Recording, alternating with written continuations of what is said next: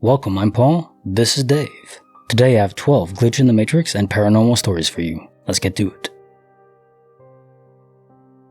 Case file number 2967, written by Jurovi Investments. Simulation on the Asphalt. Coming from Transylvania by bus to Bucharest, exactly in Bucharest. The main street will be full of cars in 2017. I was inside the bus. No alcohol, drugs, or medication. I saw from the window an accident. There was a lady in her car and a taxi. I remember all the details, the taxi man getting out of the car. I remember his face and the lady's movements and reaction. She has a company ID and badge. I basically catch all the details at that moment. The bus moved in his line to continue, and exactly after a maximum of 1 to 2 minutes, I saw the exact same situation. All the exact same details of the car and taxi, and the same woman and taximan, same movements, same reaction, same moment. After this, I start my journey researching space-time anomalies. I study several disciplines, including IPC, quantum physics, time travel, teleportation, neuroscience, etc. I start questioning the nature and fundamentals of reality. We are biocomputers, like plants and animals. All around us is computation. We probably live in a kind of simulation, but I'm still collecting books, old books, journals, magazines, scientific papers, people's stories, rare PDFs, etc., just to understand from all the disciplines possible what we are, why we exist, how reality works. Using the Freedom of Information Act on the CIA library helped me a lot to understand better the technology that was classified. I stopped working in my area. Now I'm a full-time high-tech and science researcher. I started studying electrical engineering and want to study physics in the future. I hope my experience can help everyone else understand that you are not alone.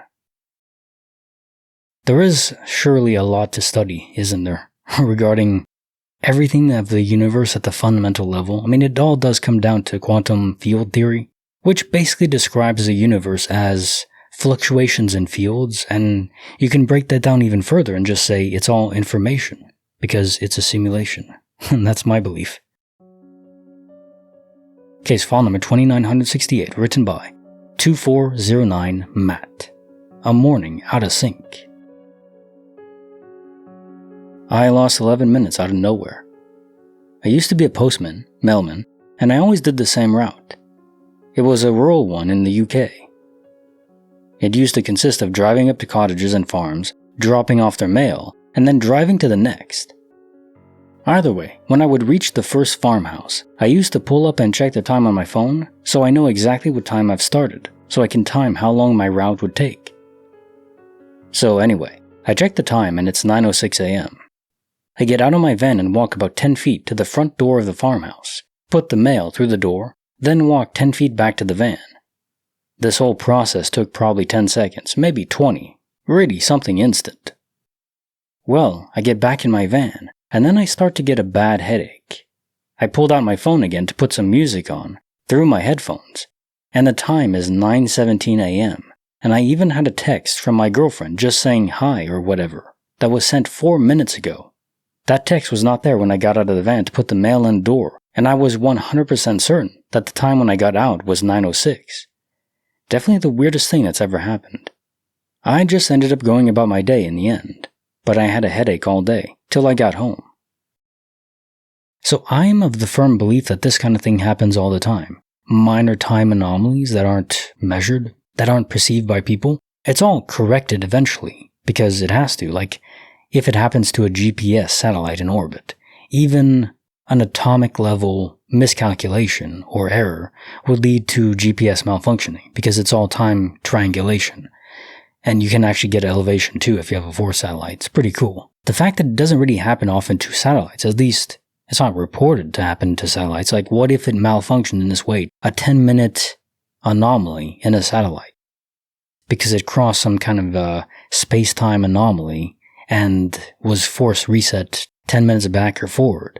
That would be headline news unless they don't report when it happens, because you'd want to keep evidence of universal instability quiet, It's kind of like an alien conspiracy, but of the fundamental nature of the universe. Case file number 2969, written by Netty310. When time tried to take me.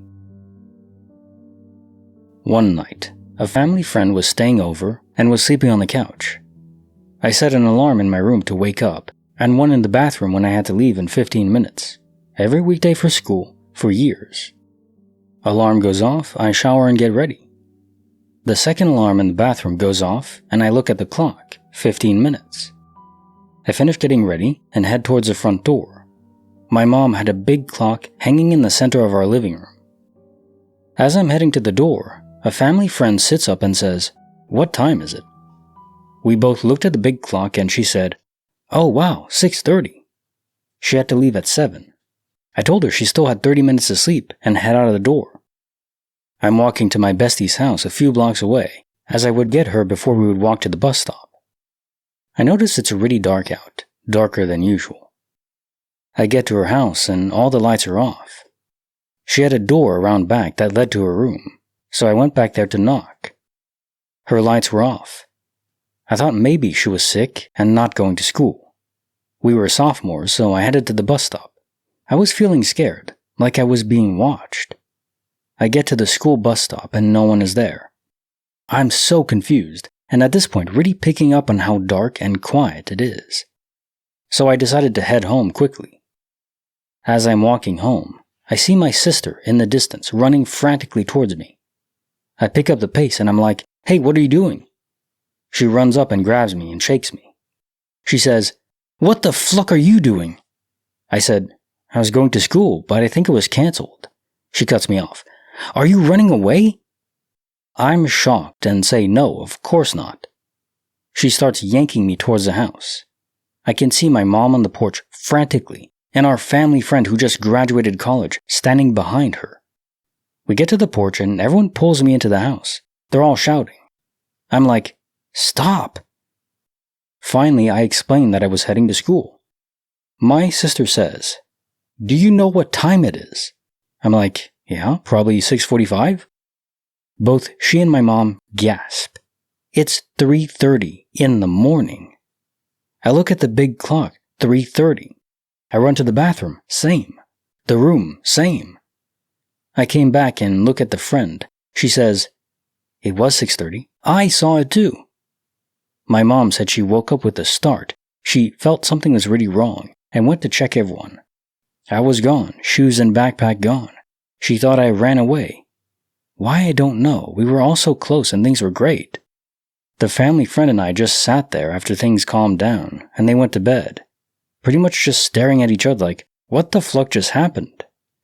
How my alarms went off, we both saw at the same time. I have no idea. I stayed home from school that day, because I was so scared.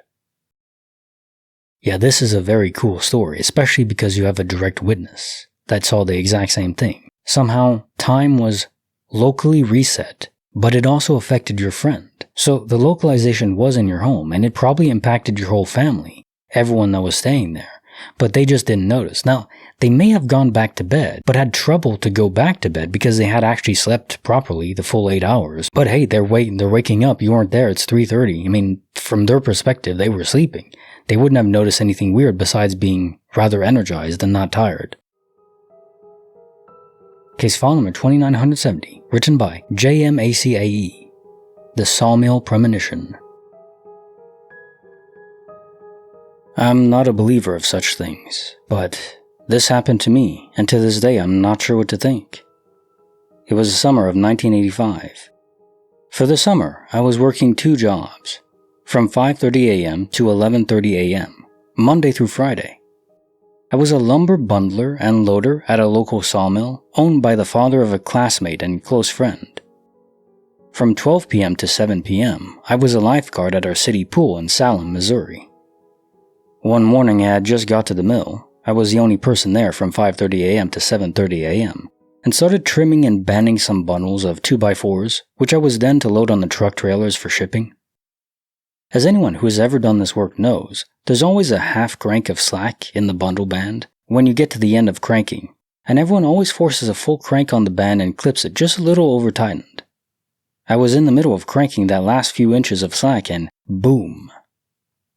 The next thing I remembered was waking up on the ground with a pounding headache and blood streaming down my face and neck. The steel band had broken and launched the bander, which hit me in the temple, knocked me out, and made a 4-inch gash in the side of my head. As I lay there trying to regain my faculties, I looked up through the early morning Missouri summer haze to see a large car coming barreling through the front gate and turn in my direction. I knew that I knew who owned the car, but in my state of mental dishevel, I just couldn't put my finger on it.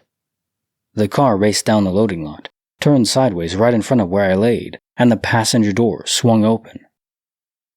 It was Ellen, the older sister of my classmate and friend previously mentioned, and the daughter of the Sawmill owner. She yelled at me to get in, and I pulled myself up and tried to walk a straight line to open the car door. I finally made it to the car, and after some pretty severe zigzagging, Ellen took me to the local hospital where they shaved the side of my head and stitched me up. She also called her dad and brother after we arrived at the hospital. This was before the days of cell phones, by the way. She then left to go home. After my friend, Ellis, and his dad, Leon, arrived and the docs were all done with me, I finally had the opportunity to contemplate all that had happened. I asked Leon, how in the hell had Ellen known I had been injured at the mill? Leon gave Ellis a glance and then smiled and told me to ask Ellis. He then left for work. I got in the truck with Ellis, and he told me that both his mother and his sister had dreams which often came true. Apparently, early that morning, Ellen had dreamt that I had been injured at the mill and woke up. It was real enough for her to get out of bed and drive 3 miles out of town at 5:30 a.m. to check on me. Ellis and I have spoken of this often over the past 30 years after high school. As I stated earlier, I'm not really a believer of such paranormal stuff, but this happened 100% as I described it. I will never forget it, nor understand it. Weird stuff. Our minds are so interconnected with the universe itself. Everyone is interconnected like a giant web of Bluetooth or Wi-Fi. More like, I guess, a satellite constellation. Everything is deeper than we think, and it comes back down to quantum field theory I just mentioned. It's all information. It's just some minds are able to grab onto threads of information that aren't directly in their line of sight. Don't know how that happens. I really don't. It's specific minds that can do it, often not repeating. Maybe it's force injected by developers for some reason, or a guardian angel, like a overseer developer in times of great need. Case file number 2971, written by Sam Obio. The Table of Light. When I was 18, I was doing some youth work abroad in Germany with a Christian organization hosting an inter-school sports tournament. I'm not religious personally, but I knew the people running it and wanted to do some volunteer work with them at the time. On the drive to the airport, I got a call from my family who had come together in my absence after hearing the news that my grandfather had passed away.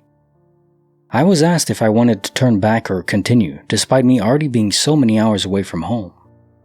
My family urged me to continue, stating he would never want anyone missing on a new story to tell friends and family, so I went all the same despite desperately wanting to go home. I was a mess. He was the only true male role model I had in my life. Halfway through the trip, I sat alone in the corner of a dining hall watching a buddy of mine play guitar and sing to the kids attending the tournament. More kids arrive and sing along while I continue to sit on my own. All the while, I get this ever-growing sensation that I'm being watched or someone else is there with me. I keep looking around the room to see nothing out of the ordinary, until eventually I look over my shoulder to the next table over, maybe 15 feet away. I see clear as day, my granddad. He sat watching everyone singing, joyously smiling away without a care in the world, with 3 other figures sitting around him. The other figures were almost a bright emanating light, no discernible features. So I did what any normal non-God-fearing person would do in that situation. I ran. I left that hall as fast as I could and bolted to the furthest point of the compound I could find, enough that it was away from all the swaths of people, out of sight and dimly lit. I dived into the nearest bench and bawled my eyes out. I put my head in my hands and cried, and the second I closed my eyes, it was as if I could see him standing right next to me, just his legs, and felt what I could only describe as a pressure on my shoulder. A reassuring hand. It comforted me almost immediately, and I stopped crying. I sat there, head in hands, staring at his legs through closed eyes for what felt like forever. I didn't want him to go, and I could feel that that would be the last time I would see him. I'm not spiritual, I'm not religious. I don't even tend to typically believe in spooky ghost stories and the like, but I know what I saw. I miss that man. Case file number 2972, written by Comprehensive Book 482, Twice in the Narrows. About 3 years ago, I was hiking the Narrows in Zion. This is a long out and back hike, unless you go a very long way, in a narrow canyon with a river running through it, for those who've not been. There are no side paths one can take, and because the riverbed is full of boulders, people move pretty slowly in the river, as you have to pay attention to each step. Prior to entering the canyon, you walk along the river on a paved path for maybe 100 feet. This is, of course, also how you exit. There are a few stairs here and there, where people sometimes stop to change shoes, etc. On my way to the river, I notice a man wearing a shirt with the rooster from Moana and think, just saw that shirt last week at Disneyland. He is walking with two very wet, very overweight women in spandex. It's clear they've just finished the hike, and I am relieved because I was worried the hike might be too difficult for me. I think, well, if they can do it, then I should be just fine. To be extra clear, we pass one another. They are leaving, and I am arriving. I enter the river a few minutes later, and begin making my way through the canyon. I've probably been in the water for 5 minutes or so when, again, I pass the same man and the same two women. They are finishing the hike and are headed towards the beach and stairs to exit. In shock, I say, I just saw you 10 minutes ago. I noticed your shirt because I just saw it when I was in Disneyland last week. And the three don't acknowledge me or really even look in my direction, but just keep going on their way. Case file number 2973, written by Kenna Kiran. Hikers Out of Time. This is a story my mom and I talk about non-stop, specifically because of how odd it was for us both.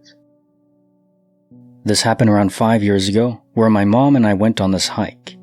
She said that my dad took her there for a hike before my brother was born, and wanted to hike here again because of how short it was.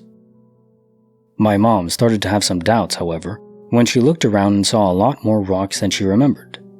We had just started the hike and a couple walked by us. We were just talking with them when my mom's knee started acting up.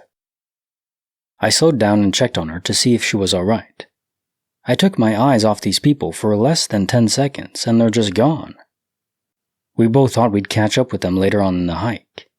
We never saw a sign of anyone else there, which is strange mainly because in this hike trail there are times where we have to climb over rocks multiple different times. Fast forward and my mom and I reach the halfway point, and we see the couple again. We break for lunch and look at the view. When we go to continue, they're in front of us, and my mom's knee acts up again. I go to help her again and look for the couple to see they've disappeared again. We never saw these people again. Case file number 2974, written by Kiganik, The Gemstone Paradox. My partner wears a bracelet made of a gemstone called aventurine. It's spheres of stones with a thin, stretchy plastic string through each stone. On the night this happened, we had to work early the next day, so he had gone to bed early and I stayed up a bit later. When I went to bed, I didn't turn on the light and just crawled into bed. My hand touched a small hard sphere or ball on the bed beside my head, and I picked it up and wasn't really sure what it was at first, but felt the two ends of the hole through the center, and decided it must have been a bead from my partner's bracelet. I looked around for more of them, but couldn't find any, and figured the bracelet had broken as he went to bed, and he had just missed one of the beads when he cleaned up. I put the bead on my nightstand and went to sleep. I didn't really think about it the next day. We both went to work and chatted about whatever via text. He started work way earlier than me, so I was still at work when he got home. Our bedroom is air-conditioned, so he went there to lay down for a bit, and when he did this, his bracelet broke. He texted me right away and said, "Ah, my bracelet just broke." And I only then remembered finding the bead the night before. I asked him very specifically if he meant it had just broken. He said yes, it had been on his wrist as he laid down, but had broken when he was laying there, and then he texted me about it immediately. I then told him I had found what I thought was one of the beads the night before, and put it in my nightstand. He checked and confirmed there was one of the beads on my nightstand, and we could just not figure out how that could happen. The beads were solid rock. The string is soft plastic. There is no gap on the bead where the string could have slipped through. The part of the string that broke was not the knot, and there is no clasp. The string just snapped when he laid down. There's no way the bracelet could have remained on him if the string had been already broken. He drives construction equipment for work, so his arm is constantly moving. One thing I found out when I got home that may not be interesting but was a surprise to me is that the hole in the beads is the same size or smaller than the thickness of the string. So the rest of the beads are still on the broken string, though they can slide if you pull them. We tried to put the bracelet on and have it stay, and that was not possible. Information encoded into where it was going to happen, but hasn't happened yet. Kind of evidence of the future at least somewhat being predictable or predestined. I don't think it's fully predestined. I think there's threads projected into the future of what is possibly available to happen, and it just so happens that some are more likely than others, so you could sort of predict it. Not to 100% accuracy, but close enough. And I mean, I guess we already do this with the weather, right? The further out you go, the harder it is to predict, just chaos theory. But in this case, not really chaos, just gemstones. Case file number 2975, written by A Tribe Called Peace. The Night I Saw It Coming. Nice username, by the way.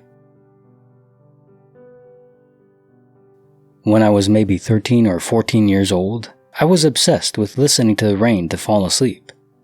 So my mom put my bed right up against the window, which has a double set of windows in a bedroom situated above the garage. On a calm, cold October night, I was looking out at the street that shone this orangish glow over my dad's car parked on the sidewalk, right in front of our house.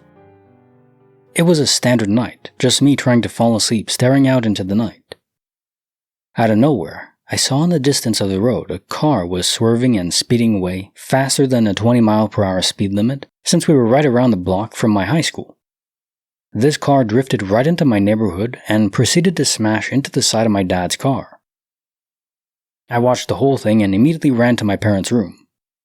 I woke up both of my parents and said that a red small car like a smart car, I wasn't sure of the brand, but I said smart car since it was very small and compact. My parents get dressed and walk outside with me to find my father's car completely untouched. Nothing. Obviously, my parents were convinced it was just another one of your daydream nightmares, so I shrugged and we all went to bed. 3 days later, I was feeling a little sick, so I took some medicine, NyQuil, and proceeded to sleep through most of the night. Out of nowhere, I woke up to a loud bang and crash. I looked outside my window, and a red smart car was burning rubber to get out of my neighborhood with debris all over my street. I went downstairs and saw my dad's car completely destroyed on one side, with a license plate on the street. Turns out the crazy ex-girlfriend of my neighbor was unbelievably drunk and had come home to come back to him. She drove a red Mazda, and we got everything fixed by insurance. After that, I was convinced that I had a vision ahead of time, but it never happened again. Case file number 2976, written by Junior Gorg. The Gift of Stopping. I was frozen with fear standing at the end of the walkway leading up to my friend's house. I was house-sitting while my friend and his wife were out of town for a week. I had come and gone to the house several times. The time I was frozen with fear was the day he was scheduled to return. The night before, I'd gone to the house, gotten the mail and newspaper, and put everything inside. As I was leaving, a storm was brewing, so I grabbed his umbrella and took it with me. The next morning, I swing by the house again on my way to work to return the umbrella. Yes, he is the type of guy that would notice a missing umbrella and say something about it. I climbed the stairs to the pathway to his house. Once I got to the top of the stairs, the wave of fear hit me. I couldn't take another step without feeling nauseous and just this intense feeling I was doing the wrong thing. I willed myself up to his front door, but could not muster the courage to unlock it and go inside. I got back in my car and went to work. I laughed at my own silliness, but was ashamed at the same time. Later that afternoon, he called me at work. He said he needed to discuss something with me. I immediately thought this was about the umbrella, so I just said, "Yeah, I've got your umbrella." This really didn't seem to register with him. He asked if I had seen anything while I was house sitting. I then very briefly talked to a police officer on the phone who asked if I had seen anything out of the ordinary while I was there. I hadn't. At some point between the time I took the umbrella and returned the next morning, someone had broken in the house through the sliding glass door in the back. I believe they were gone by the time I got there the next morning, but there was something that must have caught my attention and registered somewhere in my mind that something was awry. Other than the damage to the sliding glass door, there was nothing else wrong with the house. Nothing was taken or vandalized. The only thing missing was the umbrella, but no one had noticed that yet. A short time later, a teenager neighbor confessed to breaking into the house just for kicks. He knew that they were out of town and knew that he would have had all the overnight hours to break in. He wasn't interested in stealing anything. I think it was just a thrill-seeking moment. I don't know what I saw that forced me to stop. Perhaps one of the blinds was slightly moved, or something had been moved about when he was moving through the house that I could see through one of the windows. As I've told the story to people, they've told me of a book called The Gift of Fear that has numerous stories like these. People change their behavior for no logical reason based on some subconscious or unconscious notification in their mind. I absolutely love this story, and it may not even be paranormal or glitchy in the sense that this is just your everyday subconscious at work. Maybe your subconscious catched a glimpse in the window of the blind moving as you suggested, or something so tiny, and it's just evolutionary adaptation. Like, the people who survived most were people who got paranoid and terrified if they heard a little rustle in the brush when we were hunter-gatherers, and maybe there's a predator in there, better to go get the other tribe men and just huddle together, because things go bump in the night. Not so much anymore, not in the conventional sense, but yeah. I love how powerful our basic minds are. Case file number 2977, written by Dino Rabbit. Long Fingers in the Night. When I was 8 up to 10 years old, my family, 6 of us, lived in an apartment that was in a complex of 4, but this one was isolated as it was above all the garages for the complex. There were only 2 entry points, the front and back doors, each of which had 2 doors with 2 locks each. I'm the youngest and have a brother who was 2 grades above me, so we were home alone a lot after school, since my parents were at work and our other 2 siblings were at their high school. It was a regular occurrence where we would hear dining table chairs being dragged across the floor, or we would hear the noise from plates or cutlery as if it were being arranged, or the sound of the kitchen cabinets and drawers opening and closing. My brother and I would check and nothing was out of place. Again, we didn't share any walls with any other apartments, so it couldn't be that either. It became so regular we got used to it. Another regular occurrence in the same apartment is that at night I would see a hand on the wall by the door as if someone was outside the hallway, sliding their hand into the room by hugging the wall. The hand would stop at the light switch, so I would just see the hand holding on the light switch and the part of the arm leading to the door, where I'm assuming the rest of the body was outside in the hall. I remember the hand had long, pale gray fingers with no nails. Not missing nails, but as if they never existed or had never even grown. Almost alien-like looking. And it wasn't a weird light thing making me see things, because the room I shared with my brother faced the street. And since we were on the 2nd floor, the lamppost right outside would shine into the room in a soothing nightlight manner. So the room was lit up well enough where you could clearly see, but also not too bright so you could sleep fine. The hand would just hang out there, lightly tapping or moving up and down for a few hours until it would pull back out and disappear without any sound or footsteps. I was always wise enough to never want to see what it was, so I just stayed in bed. Case file number 2978, written by Technical Phase 2342, Rib Bones and Riddles. We have 2 large dogs and we live in the country. Inside they have 2 beds with a caged off area. Not enclosed in the top, so they can get out if they want to. They normally stay in the caged area unless we leave them alone inside, which we had to do for a while due to broken fencing outside. We fixed up the fence so they didn't have to get caged in the house anymore. They can and would often get out of their area anyway, so it was more to contain them while we fixed up the fence. It was useful when they were puppies, not so much anymore. Normally when I leave the house and my boyfriend is at work, the dogs go outside. If he's not working and he's home in the morning sleeping in, when I leave, the dogs stay inside so they don't have to bark at me when I drive away and wake him up. This was one of those mornings. I gave the dogs a bone each to keep them occupied while boyfriend slept, and I left. I went to a couple of appointments and came home about lunchtime. I asked my boyfriend if he had a good sleep in, and he said no. Not angry, just matter of fact. I was slightly annoyed at the dogs as I assumed they must have barked while inside, even though they had their bones to occupy them. I was wrong. He told me when I left, he heard them outside barking at the gate, so he left them out there, as he knew they must be barking at me leaving. That confused me as I know I left them inside. There is no way they let themselves out or shut the door behind themselves. The door opens inwards and is a knob-style door handle. I checked their beds and sure enough, the fresh bones were there. I hadn't left the dogs inside for weeks previously, due to our schedules. I hadn't needed to. And the fence was fixed. So it's not like they were yesterday's bones, as we don't let them eat bones inside. Too messy. But I had made an exception that morning to try to let my tired boyfriend sleep in, after his recent crazy work schedule. He is adamant he didn't let them out, and I believe him. I know I left them inside or they wouldn't have had the bones on the bed. The bones would have been outside if they hadn't already been eaten. Rib bones plus big dogs equal demolished. I also know the dogs didn't follow me out accidentally. Cannot happen. I gave them a rib bone each, shut the door of the barrier cage, and quietly left the house. Came back to find they'd somehow got outside while I was driving away, yet I didn't hear them barking, and I have to stop 30 meters away from the house yard gate to open the main gate onto the road, and the dogs are not quiet when they're outside and someone is leaving. People might say I misremembered leaving them inside, but I did not. The bones would not have been inside on their beds otherwise. Boyfriend even confirmed the bones were there on the beds himself. We just cannot understand how they were outside if I had left them inside with the bones.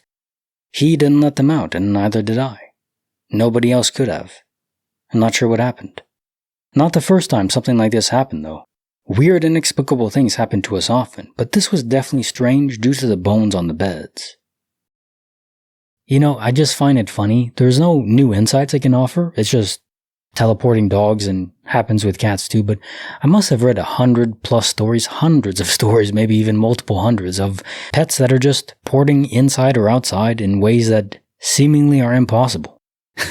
Why pets? Is it because they are fabrications of the universe, like placeholders, and they can be easily moved? Or maybe they don't function properly when not being observed, because when humans aren't observing something, then the game just doesn't render that part of the area of the map, because why would it?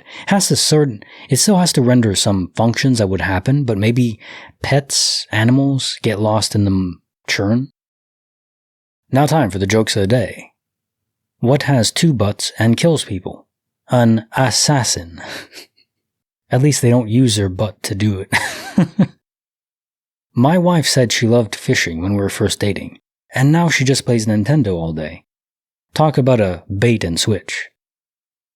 I saw a 65-year-old man driving to work when a wheel fell off his car. That was the day he decided to retire. For years I believed the earth was flat. Then I turned 4. I've never understood why people dislike vegans so much. I've never had any beef with them.